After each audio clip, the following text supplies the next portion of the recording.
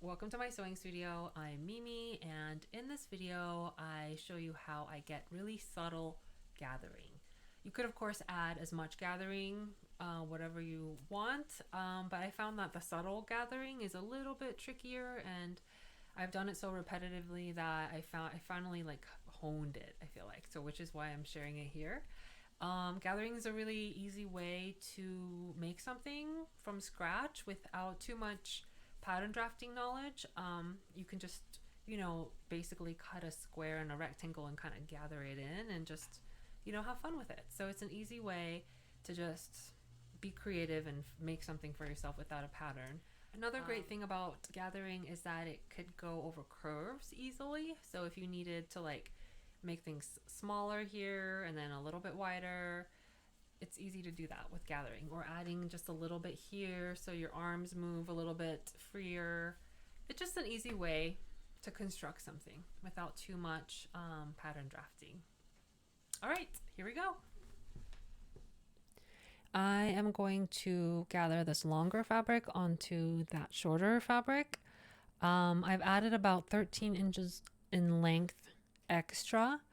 I find that around 10 to 15 inches extra to what you want to shrink it down to is a good measure for subtle gathering. Okay, so this is the one that's longer that I want to shrink down and gather. I set my stitches at about four length. And I want to have a 1/2 inch seam allowance when I sew this and this together, so I aim for 3/8 of an inch when I do the gathering stitch.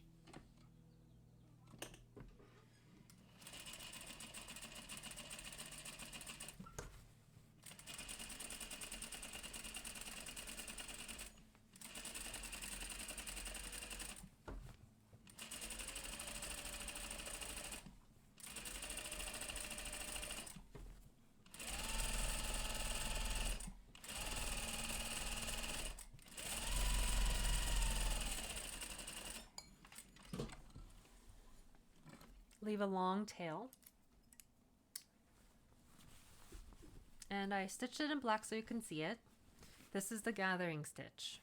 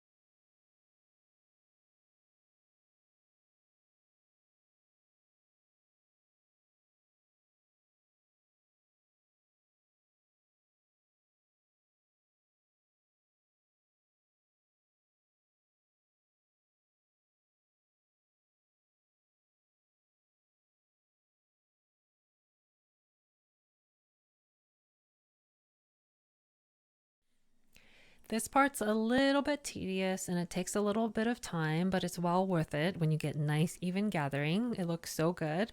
And you don't get like pleats over in the middle, because you don't want that when you're gathering. You want to try to avoid pleating as much as possible and just have a nice even distribution of fabric. It does take a little bit of time, but what you want to aim for is just getting the whole, at first just scrunching it as much as you can and measuring against that fabric that you want to fit. And once you have enough fabric scrunched, tie both ends of the loose ends, and then you start evening it out.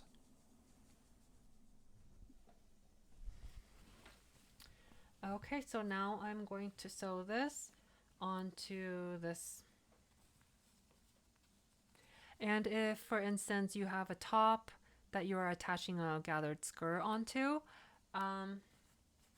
you want to match up the side seams and pin them. But since this is just a scrap of fabric, I'm just going to wing it because I know that the sides will match up, basically. You want to do 2.5 stitch length.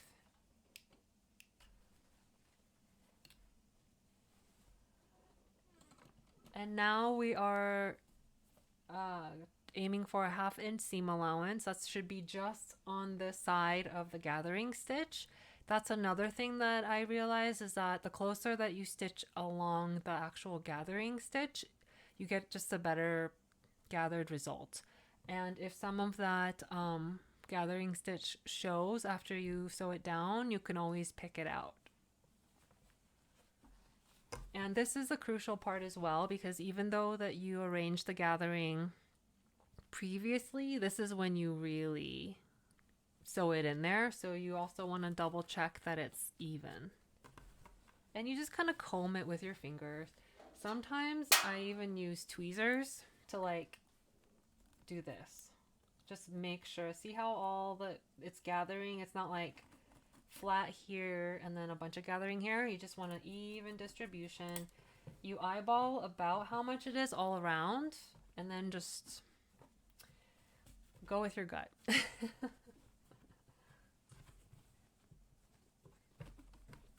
Okay, so then I'm just scrunching it as I go. And you're sewing right along that gathering stitch.